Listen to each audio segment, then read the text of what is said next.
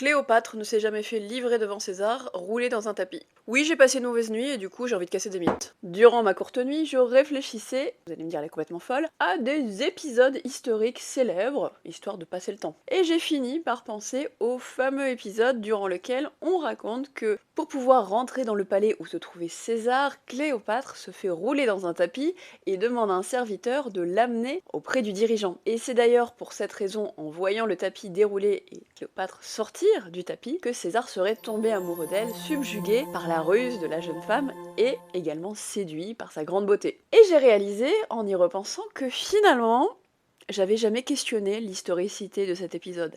Il est tellement ancré dans nos mémoires collectives de Cléopâtre, on me l'a tellement raconté à l'école que je me suis jamais demandé ce que réellement nous racontaient les auteurs antiques. Je pars du principe que c'est vrai.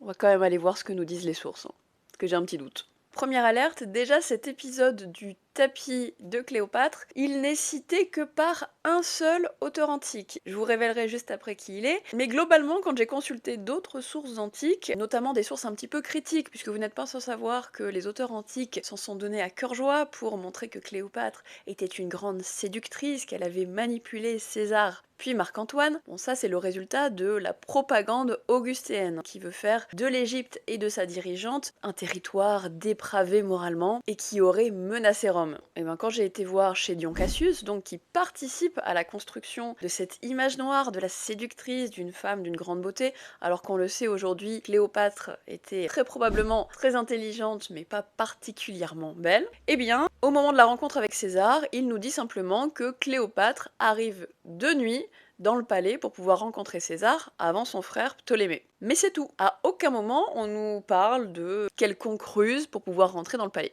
Le seul auteur antique qui nous parle de cet épisode que j'ai pu retrouver, c'est Plutarque. Un auteur qui vit au 1er siècle après Jésus-Christ, alors que Cléopâtre est du 1er siècle avant Jésus-Christ. Donc il y a environ un siècle d'écart entre les deux personnages. Plutarque nous dit, je vous lis l'extrait, comme il n'y avait pas moyen qu'elle y entrât sans être reconnue, donc elle entre dans le palais, elle s'enveloppe dans un sac à matelas qu'Apollodore lit avec une courroie et qu'il fit entrer chez César. Donc même si on part du principe que cet épisode est véridique et que peut-être Plutarque s'est appuyé sur des sources qui ont disparu, comme par exemple peut-être des extraits de titres livres qui ne nous sont pas parvenus. Et bien même dans ces cas-là, la traduction et donc l'image mentale que vous avez de cet épisode, il est mauvais, puisque on a tous l'image du tapis, mais en fait, ceux qui traduisent aujourd'hui l'extrait de Plutarque démontrent qu'il s'agit plutôt d'un sac de linge. C'est un peu moins classe quand même, de se mettre en boule dans un sac de linge pour pouvoir rentrer dans un palais. Donc dans tous les cas,